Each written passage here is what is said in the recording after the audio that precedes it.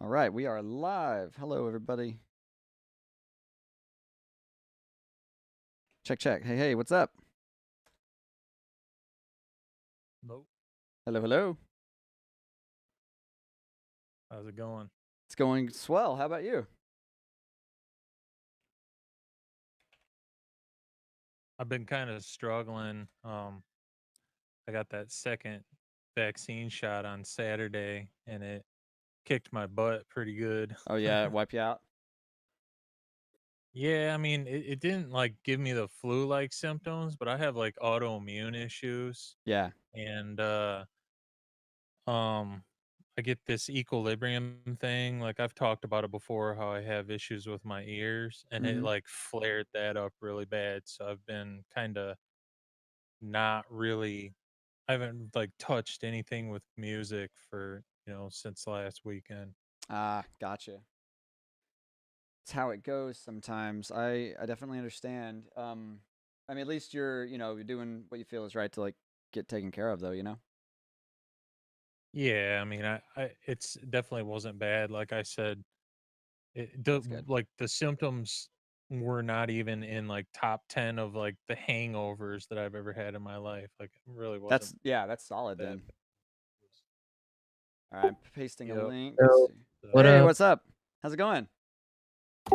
That's pretty good. I actually had like time tonight to join, and I was like, hopefully it's happening. Oh yeah, we're here. I'm we pasting a Vimeo link right now, and I'm popping in should have a YouTube link here as well. If anybody wants video, maybe if you want to hang out in the Discord with and talk and whatnot, you can hang out here. And if you want HD video, got that too. I'm really impressed with this setup you guys have set up. Like, it is full out, and the audio quality is really good, and just like, good Thanks. job. Thank you. It took a lot, and I mean, it yeah. was a lot of Seth's doing to figure out how to get this all to work. And like, we had a lot of technological problems. Like, for example, I had to acquire a special interface that allows multiple computers to be hooked up to it at once, so you can send audio between the computers. Um, I had to like we had to do like we're using enterprise grade streaming software called vMix. It's kind of like what like ABC, CBS. It's like what those kind of organizations would use, and it is pretty robust. I'm impressed with it too. Honestly, I'm happy that it works as well as it does, because it was quite a pain to set up at first. Alexandra's here. What's up?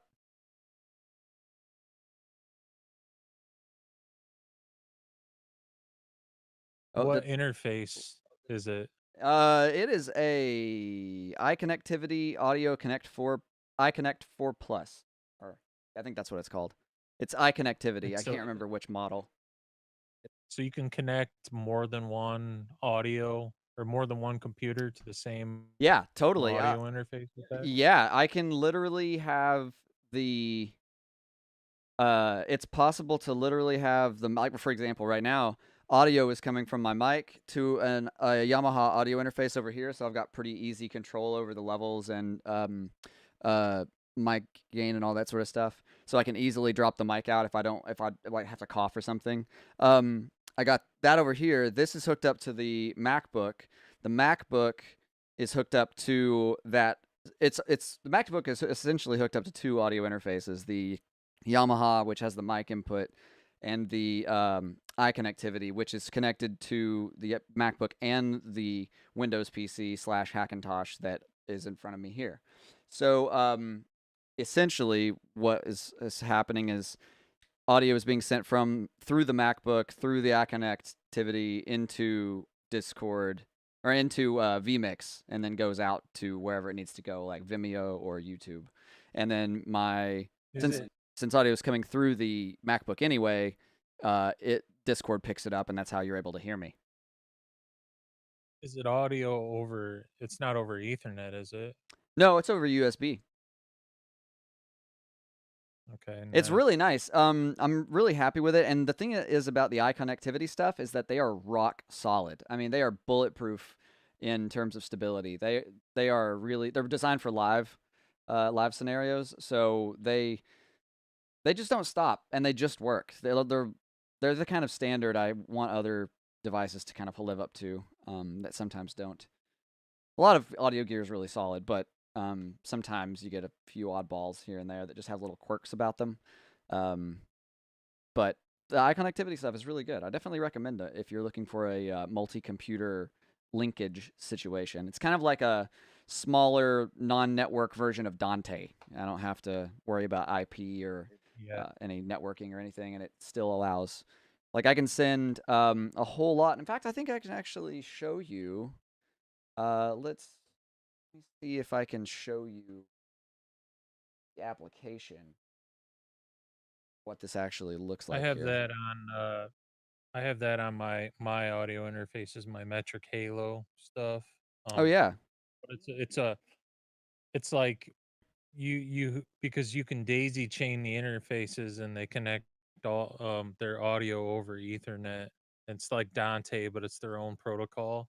But then in addition, it has something called satellite computer port where you can plug in a MacBook or an iPad Pro.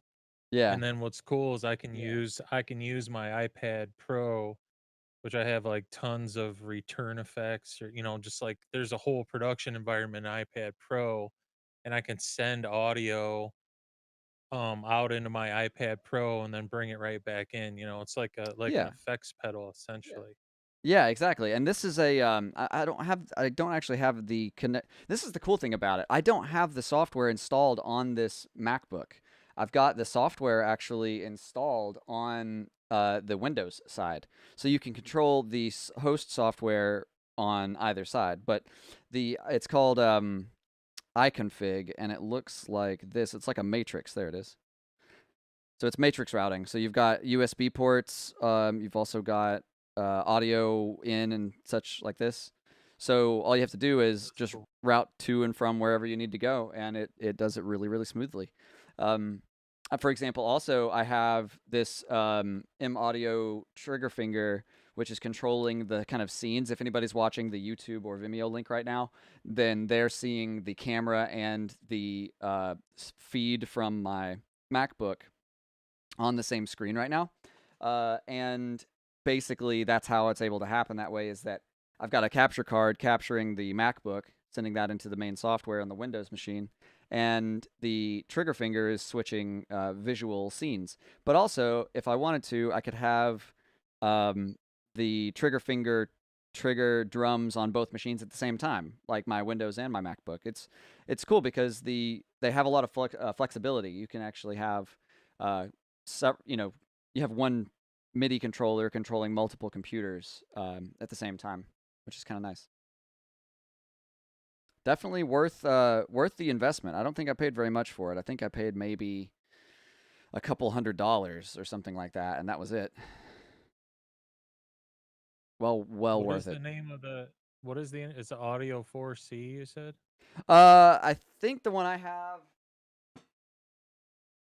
the Audio 4, the iConnectivity Audio 4 Plus, Oh, but okay. they don't make them anymore. They don't make that one anymore. They do make other ones that I think it's called the Audio 12 or something like that. But that's Yeah, the I'm looking at the site and there's Audio yeah. 4C and then a 12 something. Yeah, something like that. That's I think something if I remember reading on a forum somewhere, the reason that they aren't producing any more Audio 4s was because there was something to do with the architecture of the circuits. Like some chip is no longer available, so they had to redesign, and that's the new thing, the Audio 12 or something like that. If I I remember have a right. feeling I have a feeling that's going to become an increasingly more complex issue coming up. Like there's all this doom and gloom about chip availabilities, and like I'm starting to see with a lot of my suppliers and stuff, like Yeah. stuff's not coming in, and then there's like the whole SSD scare, and it's like kind of I'm feeling pressure like to buy what I think I'm gonna need now and sit on it just because like things might not even be available in another 6 months unless the supply chain picks up again, you know. Yeah, and that's a real concern. There's a lot of computer parts are going to get a little more scarce. That's the fear, especially because of situations like tensions between the U.S. and Asia, tensions, specifically China, but also specifically with new cryptocurrencies are always demanding new computer parts. There's the Suez Canal kind of stuff. Seth just messaged me. He was unable to make it tonight. He just got out of a meeting with Chris Martin of Coldplay, which is kind of cool. So not sure what's going on there, but yeah, Right. kind of neat. Cool. So yeah, does anybody have any production questions? I actually have to make this kind of I have to make this one a little shorter than normal. I can only stay on for about another half hour or so, but I've got a whole lot of other work to do. But I wanted to take the time and answer any questions if anybody has any about anything in particular. You know, anything from the lesson the other day. Seth says he sends his love to the children. Oh, Oh yeah. Hi, children. I always hear him in my head every time we start one of those videos. He's always like, "Hi, children," when he talks into the chat. Yeah. Does anybody have any cues about anything, or do you want any kind of new tech, new? Yeah, Alexandra. Yeah, hi there, children. There's always new stuff, but I Yeah. don't want to take over the stream with that every time. So Hey, you know what? That's why we're I'll here. just, Let's talk about it. let's just chill. Okay. yeah. No, I mean, I'm to Whoa. nailing That was what, you loud. know? Well, I'm not sure what that was. That was sounded like the microphone was getting ruffled. Oh, sorry. All good. You know, I'm looking forward to getting a feeling of mastery over processing vocals. So I look forward to more of this. You know. For sure. And that's the thing about the vocal side is that is a really elaborate side of the production Yeah. process. Like I feel like I do a very good uneducated job of it, I'm and I sure. feel like yeah, and I mean. I went to school for singing, so like I Yeah. guess I am educated in a certain way, but I'm like not Natural. educated as a vocal engineer. And like I have a very, very good ear for vocals, so like I'm not lost. And you know, my best attempt at doing vocals is about as good as just putting the promo vocal chain on there. so Sure. so like I've kind of been doing that lately instead, just because like I get very similar results compared to working really hard. Yeah. But like, you know, I look forward to, I don't know, there's a weird sort of I mean I like I'm always checking my ego when I'm in class. Like obviously I don't hesitate to take classes. I've taken classes on all kinds of subjects like all day long every day, and I've been doing this one and everything. But Yeah. and it's always sort of like an ego check involved of like I've been doing this a really long time and I still have to learn stuff. Like not that I'm like tired of learning things. It's like, do I really not have this down yet? It's sort of like it's like Hey, demoralizing in a you and me way, both. but You and me both. I feel it. I feel the constant I do. learning. It is a constant. The that's how it is. And like with vocals in particular, they're the most dynamic instrument out there because it's you have to record it. There's no synthesizing vocals. I mean there is, but it's not the same obviously. And there's so many little nuances and as we saw. And yeah, it's crazy. And half of the time you're dealing with if you didn't record it yourself, or sometimes even if you did, depending on circumstances, you may not have gotten enough takes to do the full production that you wanted to do or whatever. So you have to, learn tricks and all this sort of stuff to kind of puzzle piece things in together and manage it. And that's something I had firsthand experience with that once with a student at SAE who was making a song. I heard it down the hall. I think I've even probably showed this on stream before, but it was like a student was making a song down the hall. I kept hearing the hook over and over again, and it got stuck in my head, and I liked it. And eventually I made my way to the room, and I said, hey, what are you working on? Let me hear it. And, would you want to send stems to me so I can have a go at mixing it? And the vocals were all over the place at first, and there were like there just weren't very many good takes to work with, and some of the like timing was really far off and stuff. So I got like a some firsthand experience with doing all the kind of micro editing and things like that to get these vocals to sit better. And it's really crazy because there's so many little things that you may not have thought of at first with the vocal chain and how you have to think about them. Because like what Seth was saying, kind of the hard part about it is you have to process them to know how to edit them. But the editing happens before the processing in the chain. So it's like you have to do some processing to hear how the processing is going to blow up the plosives or the sibilants to know how to go back in later and actually edit that out or reduce it or things like that. So yeah, I feel you. And fortunately, you are a singer, so that helps. That definitely helps. It certainly does. Like it. A lot of times with I remember I'm about to ask like a hyperbolic question basically, but Do it. um, uh, as producers, a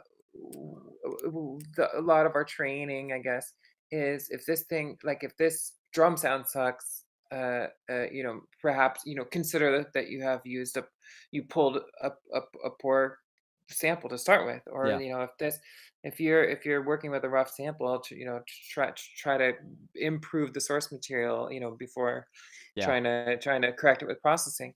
Have we worked as a society, as like a music industry, have we worked ourselves into a weird place where we're just taking vocals from people who are, are, aren't actually competent, or like where we have to do like a crap ton, and also on the other side of it, I was gonna say where we have to do a crap ton of work to make it acceptable, and then on the other side, like do we have like a unreasonable expectation of what a vocal needs to be? Like if we over perfected it, you know what I mean? Like is it like it's almost like a body image thing, like instead of body shaming, it's like vocal shaming. Like we have this like literally Yeah. literally impossible standard that we're measuring everything to, because it is Okay. so Yeah. so I curated and manicured. yeah. So okay, to answer the first question, which if I can remember, it was yeah. Are we at a point where we are forced to accept subpar vocalists? Basically, is that essentially the Yeah, question? or we're just like, why do we have this conversation about all the things that you need to do to a vocalist and correct their timing and correct their Ah, pitch with okay, Melodyne, when singers in previous eras right. didn't have those tools and they made it work Right. because they had talent?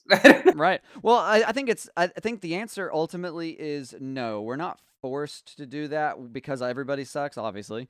But I think that that answer comes from the second part, which is, yeah, there is a standardization that has happened because there's a hyper specific, or there's like a monumental industry built around trends, and there are certain technological trends that have made impacts because they were different at first, but then that difference became the norm, and then in order to compete with what was already the norm, that became further ingrained into the norm. So it's like quicksand, it's something like autotune hit with Cher, and do you believe in love, or Life After Love, like that song, that was like the Mhm. first commercial use of autotune that I think existed.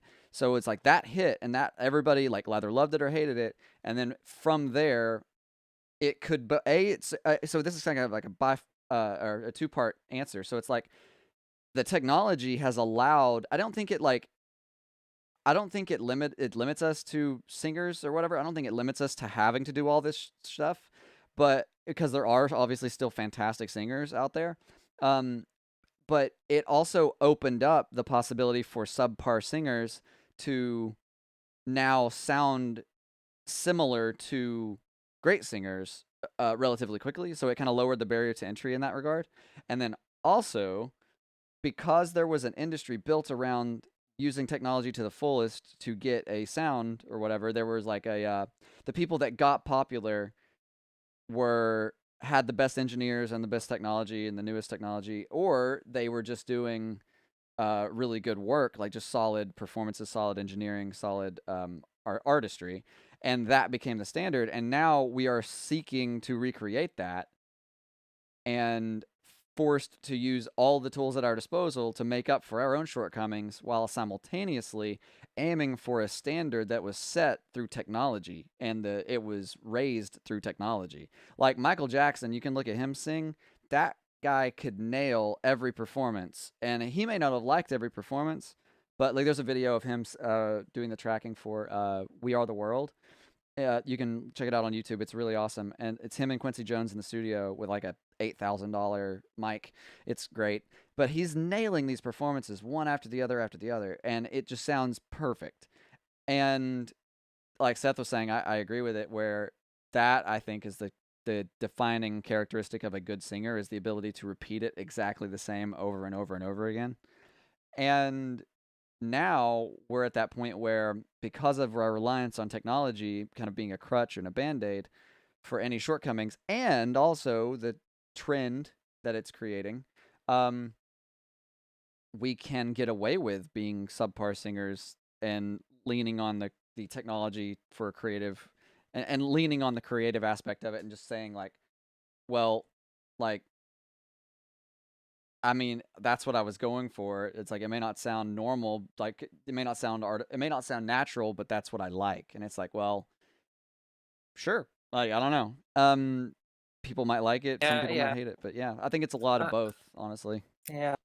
I almost want to just like be punk rock and like do minimal processing Yeah. on vocals, just to like go against the grain. You know what I mean? Yeah. Like artistically to go against the grain, like to be like, no, this is it. This is the raw shit. You know?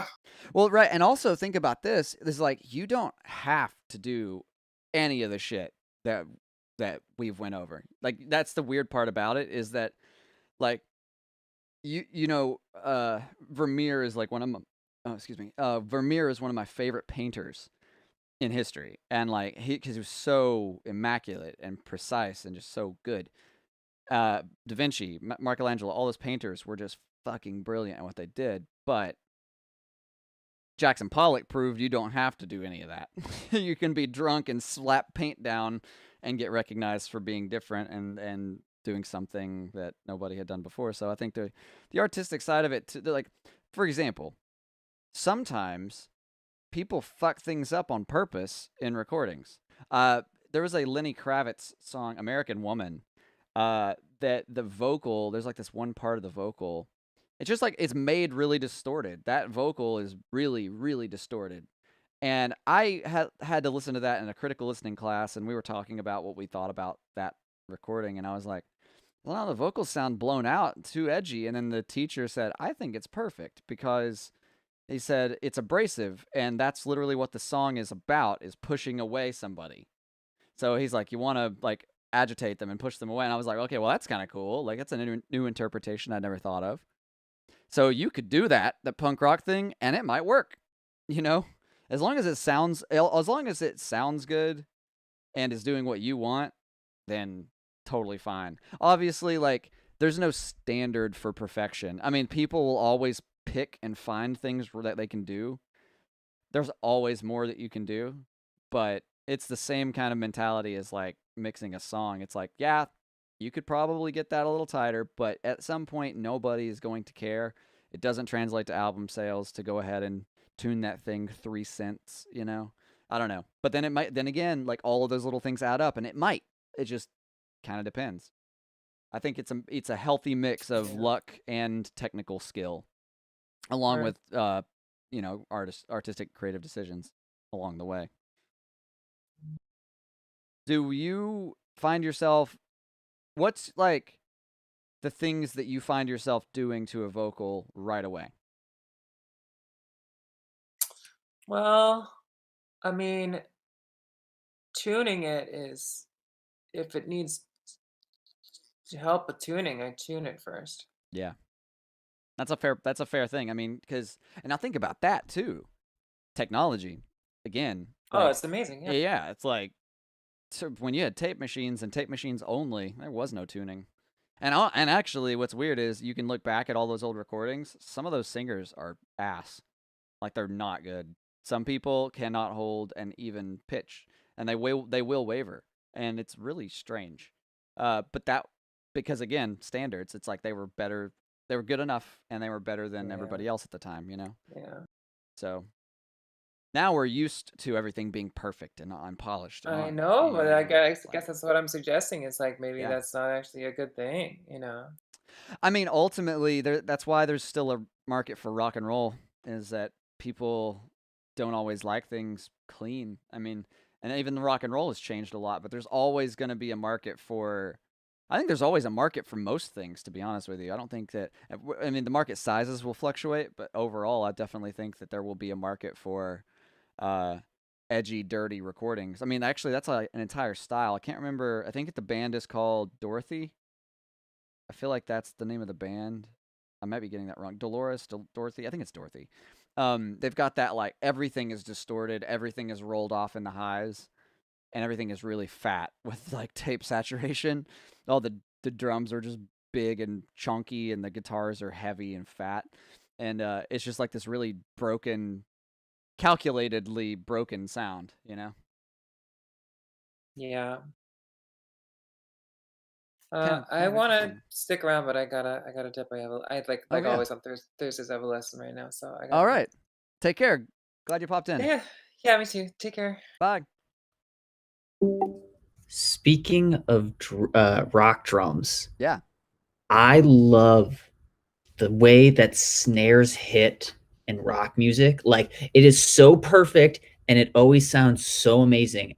And I just don't like how do they get those snares sounding so good? It depends on who, but generally they're triggering or sampling actually, which is kind of the shit answer of it anymore.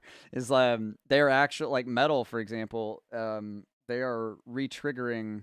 Like you'll record their performance, but it's really hard to get the exact sound you're after when the kick drum is going at like 30-second notes or something. So what you'll do is you'll just have one really good kick, and then mix that to sound however you want, sample it, and then manually layer that in, or use retriggering with like drum triggers and MIDI to like trigger the right sample over and over again. So, because like metal, and specifically rock, rock and specifically metal, all of that genre, not all the time, but a lot of the time is heavily sampled, and you wouldn't know it, but it is. That's crazy. No, I Yeah. never thought that. Yeah, actually, that is a big thing. That is a very common thing, and there's a lot of like if you look at Spectre Sound Studios YouTube channel, he's got some videos on it. Where because he's a rock guy, he and Warren Hewitt talks about it too. Like a lot of the time, even if you record good drums, people will layer samples underneath the drums that you recorded to just fill them out even more and give a really strong fundamental or extra crack or something like that. Because sometimes it's just really difficult, logistically even, to get the exact sound on the kit that you want, given like let's say the space that you're recording the drums in the first place. So, like let's say that you have only got one studio you can work at or something. I don't know. Like geographically, it might not make sense for you to go to another one or something. So you got to work with the room you've got. And like let's say you've only got one type of drum set that you've got access to, maple shells, and that's it, you only have 14-inch toms or what, I don't know. But yeah, it's like that definitely happens a lot in metal, is the resampling aspect of it. Triggers. Drum triggers are great. I love drum triggers. What about like old rock music, like Springsteen or like Now they didn't sample, but yeah, well, with well, that, right. well, actually, here's an interesting point too. This kind of like artificial drum replacement and drum machines and sampling has been going on for a really freaking long time, but not everywhere. Like obviously Springsteen, they record those drums and whatnot, but a lot of the time too, they are doing a really good job of the engineering, like the actual recording engineering on it. There's a whole world that we have not even tapped in the approach at all about drum recording and like miking of amps and cabinets, and that's a whole other art. And that is very much an art and a science. I'm talking like separating microphone capsules, like taking the same microphone and separating the capsules by an inch to get the 3K region of a guitar down in the recording. So you're like EQing with microphones before you ever touch the console. You know, that kind of stuff. That's wild. Yeah, that happens a lot. Like picking the right microphone, putting it in the right spot in the room with the right drum tuning. Like, for example, the drums on like James Brown records, they're so punchy and tight and just like they're so tight. For A, they had Clyde Stubblefield playing the drums, and then B, they have like sometimes you would mute the drums with things like wallets. People would like take your wallet out and like set it on the snare, and that deadens the heads. So like there's a lot of magic and trickery and technique behind all of those recordings that make them stand out, and that's why they're so good. Because if you just give some nobody a really good drum set and a decent room, yeah, they'll get a drum sound out of it. But to get those really great drum sounds out of it, and to be able to manage the interplay between overheads and multiple drum mics and the room mic on top of the guitar recordings and all this stuff, to make sure the phase is accurate and or close or good, to get the overall tone exactly like what you hear. That's why those records are revered, because it was like the entire music industry was recognizing like, okay, that's really difficult to get like that. So that was part of it. And on that same note about drum replacement specifically, Steely Dan's drums were a drum machine essentially, and that's something that not a whole lot of people talk about.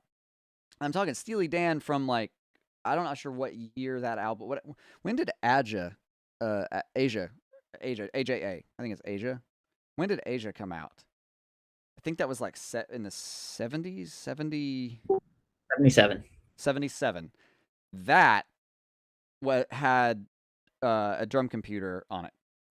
Roger Nichols, the engineer, they were recording drums one day, and somebody, I don't remember how the story unfolded, but I remember it was like somebody in the band was like, damn it, Roger, can't you make a fucking drum machine to just do this for us?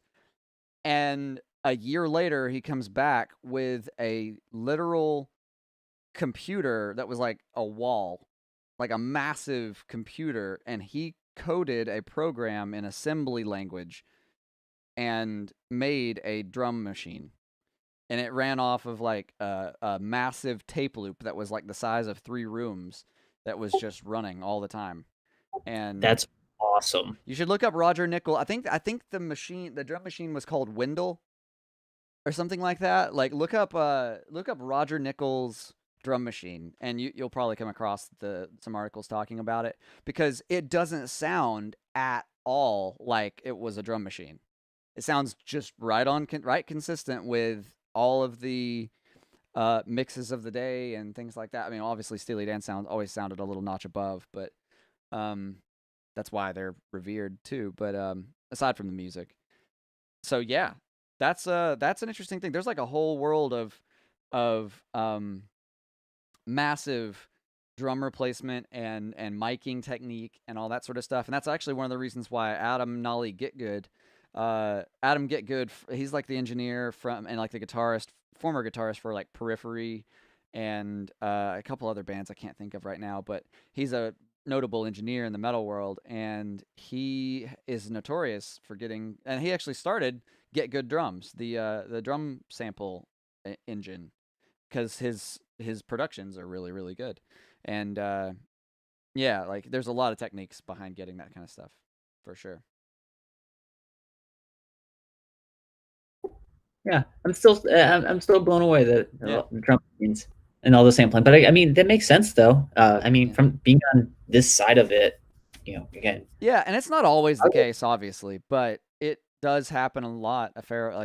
Enough, Like you listen to, especially like some really obvious examples would be like just like metal, like August Burns Red, that kind of stuff. I love August Burns Red. I've seen them several times, but like their drums are particularly good sounding. I can't remember their drummer's name. that guy is bashing those drums. And you can look at like pictures of him. He's got huge arms. Like he is smacking those drums, and they sound so good. Those I can't recall if they're replaced or not, but that's like the kind of sound that is typically sought after. And if he's not sampling to get that sound, that's even more impressive because they are just really full, really tight, really tight drums. And to get that from an acoustic kit is very important. Like that's very skillful to be able to do that. I have a question. Yeah, what's up, man? I was just wondering, like, because you guys had the session work done by the vocal Yeah. engineer, which was, a lot of like the trimming and the Yeah. moving stuff around and timing and stuff like that. And I was just wondering if we were going to have kind of examples shown to us where Seth's kind of doing that instead of, just showing us what's already been done. Sure. I would think that's probably on the pipe, down the pipe somewhere. That's for sure. I don't know specifically off the top of my head, but I if it's not, I will mention it. I will check though. Yeah, 'cause yeah. that's Watching like him in real time. Yeah, that's been that's like one of the things that I've been stuck on is just figuring out like what's the best practices for fading. And I guess, we covered some of that with um the mastering. Yeah. Doing some of like the corrections and going through and cutting out pops and clicks and stuff like that. But and I guess we'll probably see some of it when we have the interview with her, but Yeah. I've been just kind of stuck with this one vocal, and that's the kind of the main reason. And it's not, maybe I'm doing it right, but for me right now, sitting on that, I don't need it done this moment. So I don't want to spend like hours editing some vocal and then see better techniques and then feel like I need to go through and do it all over again. Yeah. So, I'm just kind of like, I would really like to see kind of his approach to kind of what he does and just like a little bit more detail. I think that would be beneficial. Yeah, that would be cool. Yeah, and a lot of that I think too is so in the moment. It's so noticing little problems. I actually think that I remember one example specifically where he had me, I think what we were doing, I don't remember if I did it or if he did. I know I did some editing on one of them, but I don't remember what specifically. But what we had to do was like actually cut out we had to actually time align the drums I had to like cut out some kicks or something to line them to the vocal because they were like slight pocketing issues. And normally you would pocket the drum or pocket the vocal to that, but it was the drums that were causing the problem. And I think a lot of that stuff is noticing that those little problems are somewhat situational. But yeah, I definitely will see if we can find an example like that of like him just going through and doing it. And because a lot of that is also, again, it's like happening as you're processing it too, because you'll start applying compression and whatnot, and then all of a sudden you realize like, oh shit, the compression is bringing out the shh, or the breath or something like that. So then you'll have to go through, make the edit, cut it, fade it down. And then depending on the timing profile of the compressor, you might be like needing to fade in that breath or something like that to get it to just behave in context. So so that's definitely a thing. I'll talk about him. I'll talk about that with him. Yeah. There is there's like 1 or 2 episodes in the best practices already where he went through. That's what I always go. Anytime I do vocals, I always go back and rewatch those. Oh yeah, that's true too. And yeah, avoiding warping is a big thing. So like actually cutting the audio and dragging that around is a thing we do. And yeah, I will ask about that because that would be a really nice thing to see. I just think maybe he's learned some new techniques. I don't know. I was just wondering, like it seems like you guys are extremely excited about the work that the vocal engineer put into the Chase Atlantic record. And I know that like Trauma Ward had asked, what are some of the new techniques that you learned from her that blew your mind? And he talked about fading stuff, Fading, yeah, fading the So breaths. I think it would be beneficial to see like some more examples, and not just necessarily like this is what was done already, but Mhm. maybe I don't know if there would be a way to do it, but it's like you said, it's kind of an in the moment thing.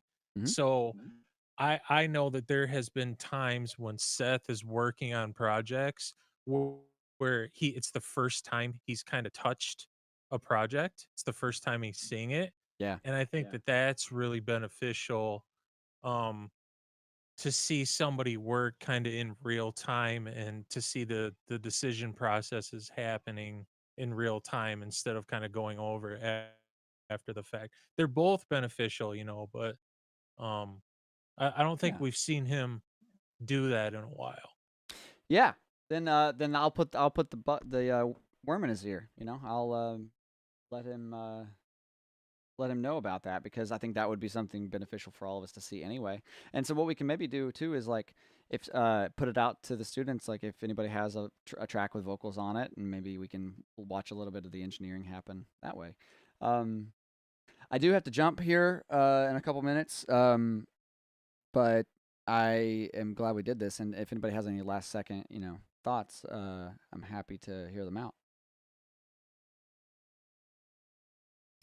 No, this has been dope. Thank Awesome. you. Yeah, anytime. And like normally these are a lot longer, and that we'll stay on for a couple hours at least. But tonight's different. Lots going on right now, so I have to jump. But thank you all for hanging out. I appreciate it. Yeah, I thank- will see you all sometime very soon, I'm sure. Sounds See good. you. Awesome. Take care. Bye. Thanks. Bye.